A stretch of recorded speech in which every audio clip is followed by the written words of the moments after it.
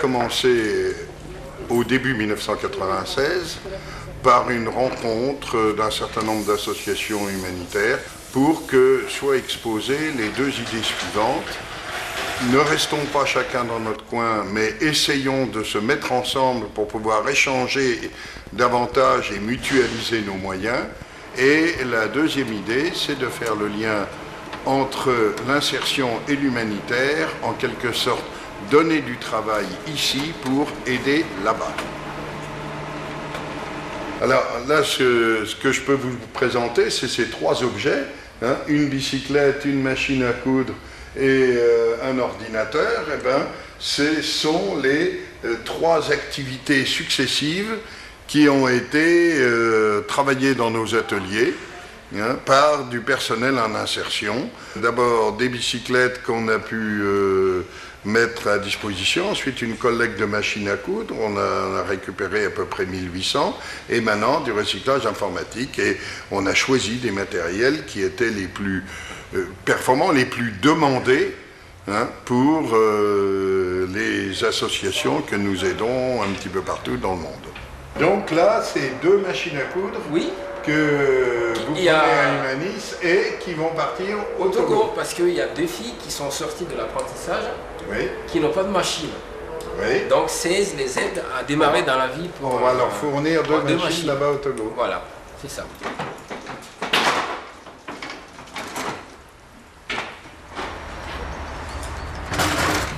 Issu des mondes de l'entreprise, c'était mon cas personnel, de l'insertion ou de l'humanitaire, nous partagions tous les mêmes valeurs humanistes et surtout la conviction que ces valeurs n'ont de sens qu'à travers l'action qui permet de les mettre en œuvre.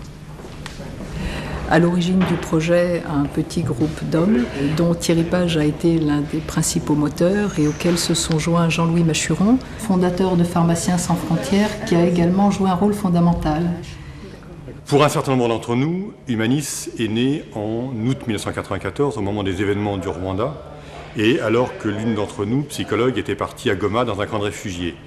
Elle nous a demandé de lui envoyer 10 000 poupées en chiffon que nous avons fait réaliser par une entreprise d'insertion, l'entreprise Épice. L'entreprise a eu l'idée de sous-traiter, parce que nous étions pressés, une partie de la production à la prison de l'Elzo et à la CT de la Ganzo. Ce sont les réactions des salariés d'entreprise d'insertion qui ont souhaité participer en dehors de leurs heures de travail à la réalisation de ces poupées. C'est la réaction des prisonniers de l'Elzo qui ont souhaité absolument avoir des photos des poupées dans les mains des enfants. Et c'est la réaction des personnes déficience intellectuelle à la Ganzo qui ont manifesté la plus grande joie de participer à cette action de solidarité, qui nous ont amenés à réfléchir à la possibilité de créer une structure qui associerait l'insertion et l'action humanitaire. Il y avait l'idée qu'il devait être possible de créer des postes d'insertion pour répondre aux besoins du secteur humanitaire, besoins qui souvent, en termes de collecte ou de reconditionnement, ne nécessitaient pas une grande qualification professionnelle. Par ailleurs, ce type de travail présentait un sens et une utilité sociale qui étaient particulièrement importants pour des gens qui souvent ne croient plus en leur propre parcours, en leur propre utilité, et qui ont non seulement retrouvé un travail, mais surtout un sens à ce travail, en se sentant responsable de gens souvent en plus grande difficulté qu'eux-mêmes, puisque outre les difficultés financières ou matérielles, ils sont confrontés à des catastrophes naturelles ou à des situations de guerre civile.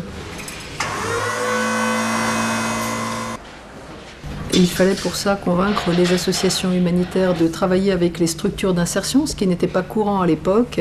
Et enfin, il fallait convaincre le grand public et le milieu institutionnel que ces deux mondes sont complémentaires et peuvent développer une dynamique commune. Au fur et à mesure qu'Humanis s'est développé, on a été beaucoup plus sensible à tous les grands bouleversements, à toutes les grandes catastrophes qui se passent dans le monde. Chaque fois qu'il se passait quelque chose d'important, il y avait 3, 4, 8 associations qui précisément travaillaient dans le pays où s'était produit la catastrophe. Et là, on a constitué ce qu'on appelle une cellule d'urgence, ce qui permet de regrouper non seulement les associations membres du réseau qui travaillent dans cette région-là, mais de se faire seconder, appuyer par d'autres associations qui apportent leur concours. Humanis est une association qui aide d'autres associations humanitaires. Notre association Vidyalaya soutient un projet en Inde suite au tsunami en 2004. Monter un projet, demander des subventions, ce n'est pas facile, c'est tout un art de faire et c'était vraiment grâce aux compétences professionnelles, administratives de Humanis que nous avons réalisé ce projet et nous continuons à soutenir ce projet de reconstruction après le tsunami. Et ce projet s'appelle Pondipecheur, donc ça se passe à Pondichéry en Inde. Nous avons fait le choix, Humanis, de ne pas rester indifférents. C'est la raison pour laquelle nous avons créé une cellule d'urgence. Cette cellule d'urgence, elle œuvre auprès des victimes. Dès 1996, lors de la première année de notre activité, on s'est mobilisé lors de conflits. Ça a été l'opération des 1000 couvertures pour les réfugiés des Kivu au Rwanda. On s'est également engagé à l'occasion d'autres conflits, comme le Kosovo, comme le Liban. On s'est également mobilisé à l'occasion des tremblements de terre en Turquie, à Bam en Iran, au Cachemire, le tsunami en Inde. La cellule d'urgence est un lieu de convergence de toutes les volontés d'action. Humanis pose le principe de travailler ensemble. C'est la raison pour laquelle on a choisi de travailler en réseau, en collaboration avec d'autres associations. Handicap International, à travers son antenne locale, fait partie de ce réseau. D'abord, Humanis offre son pôle logistique pour stocker du matériel dont l'association a besoin pour organiser ses activités. Pour stocker les chaussures que nous récoltons, par exemple, lors des pyramides de chaussures. Et ces chaussures sont ensuite triées par le chantier d'insertion d'Humanis et permettent à des personnes en insertion d'avoir du travail. Et en troisième lieu, Humanis envoie des conteneurs aux associations du réseau qui œuvrent sur place lors de catastrophes naturelles.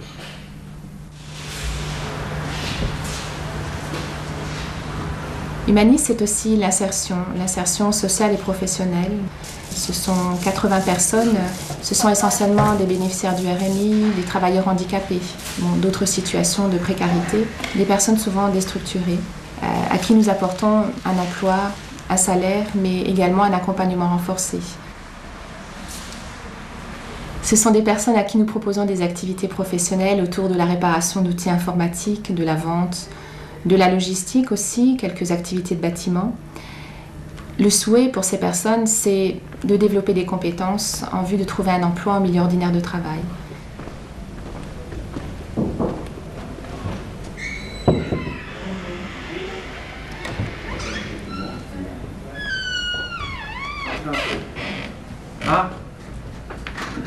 Bonjour.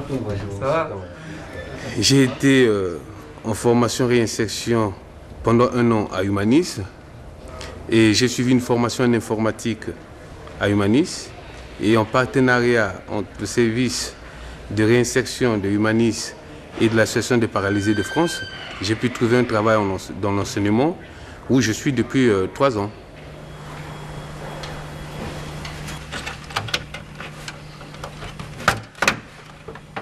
Le chantier d'insertion informatique a été créé dans le but de collecter du matériel informatique venant de collectivités, d'entreprises et de dons de particuliers pour permettre au public en insertion de revaloriser ce matériel.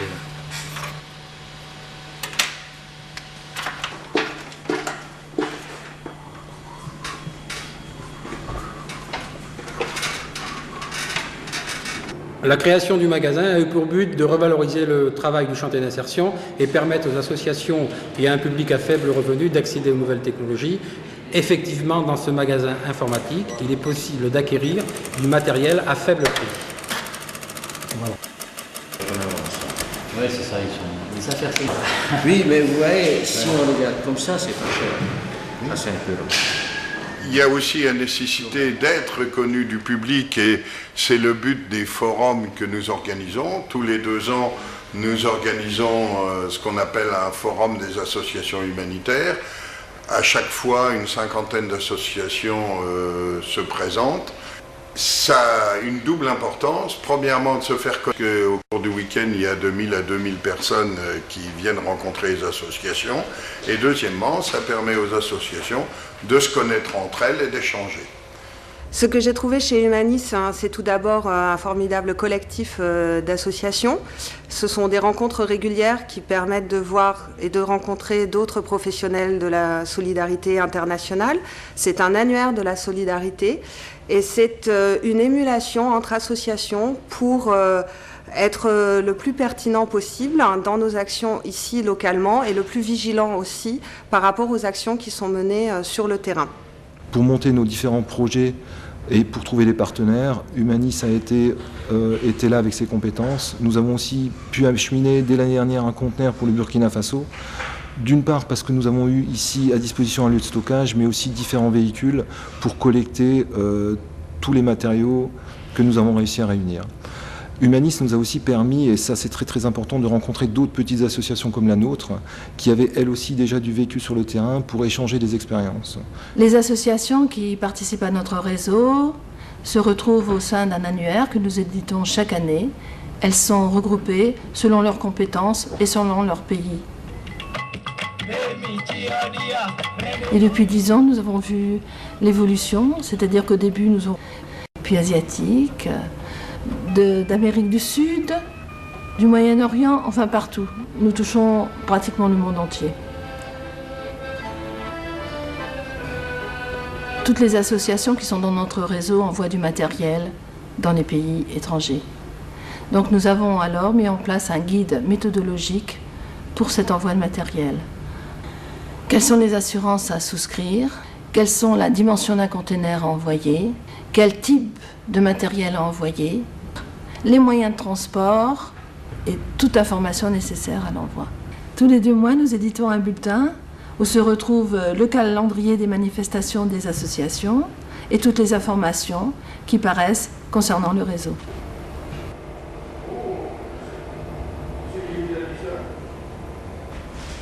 Il y a Humanis, mais Humanis abrite aussi d'autres associations. Par exemple, ici, c'est Carijou qui rassemble des jouets et qui les reconditionne. Il y a une annexe du service social d'Emmaüs. Nous avons trouvé un local ici à Humanis, ce qui permet aux familles d'accéder facilement chez nous et de rendre leur visite beaucoup plus facile. Il y a également l'association Tôt ou Tard, qui, bien sûr, profite de nos locaux pour...